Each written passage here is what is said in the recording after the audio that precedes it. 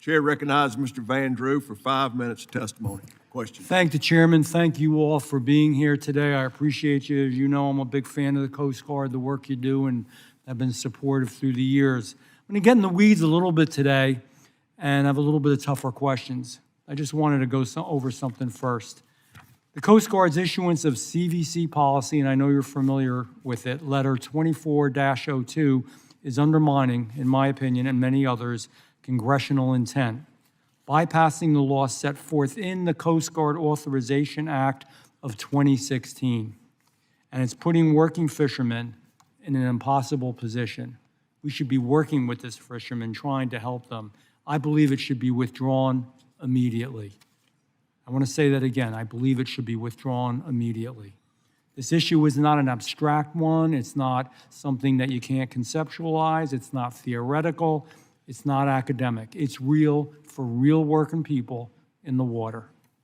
It's harming fishermen, shipyards, and maritime workers in my district and across the entire East Coast. Just when our president wants to revive maritime industry, is supportive of the fishing industry, somehow we're going in an opposite direction here.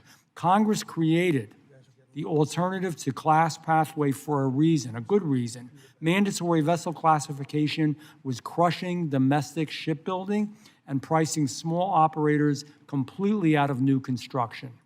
Lawmakers deliberately, purposefully chose a different model, one that allows safe, modern new builds which are overseen by independent marine surveyors, not monopolized by classification societies. Policy Letter 2402 reverses that choice. Right now, in fact, vessels are operating under temporary safety stickers that you all are aware of, while owners scramble to pay tens of thousands of dollars for retroactive classification. These aren't paperwork problems. They're not just little technical problems. These are real livelihoods that are at stake. People we should be supporting and helping, defending. When fishermen are forced to keep older vessels in service because new construction is blocked or delayed or so difficult to do, safety at the end of the day does suffer. And when domestic shipyards lose work, our maritime workforce shrinks and it hurts the United States of America. Rear Admiral Barata, thank you again for being here today. We do appreciate it.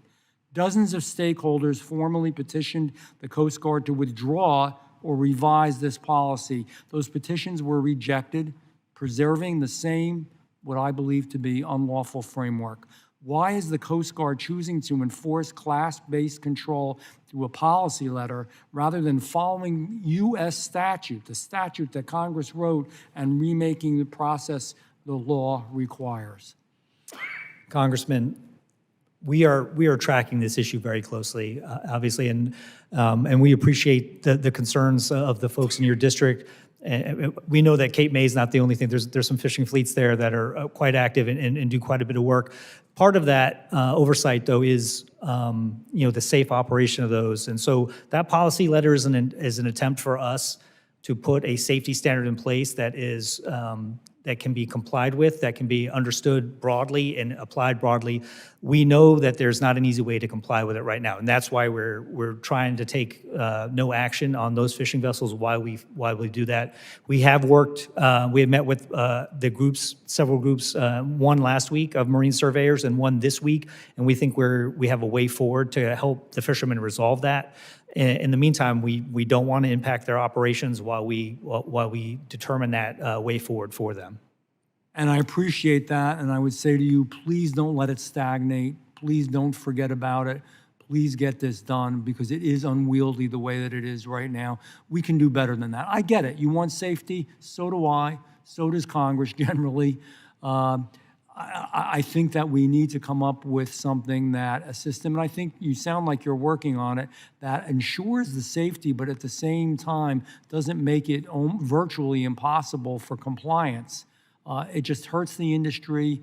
It's hard enough. We're always competing with the rest of the world for everything, and that even includes fishing in some ways these days. So we want to help our fishermen, our American fishermen, as much as we can. We need your help with that. We need your support with it. And I'm not only speaking for them, but for people in general who value what they do. So I would say to you, I hope it doesn't take years to straighten this out, that this is something you can focus on, make a main priority, and any, reports that you have or any progress that you make, I would appreciate it if you would keep in touch with the committee and also make sure that I know about it. It isn't only Cape May and the whole Jersey coast. I have Ocean County, Cape May County, Atlantic County, but it's the whole damn East Coast. I mean, it's a big deal. So I appreciate you, and please let us know what's going on. With that, I yield back to the chairman.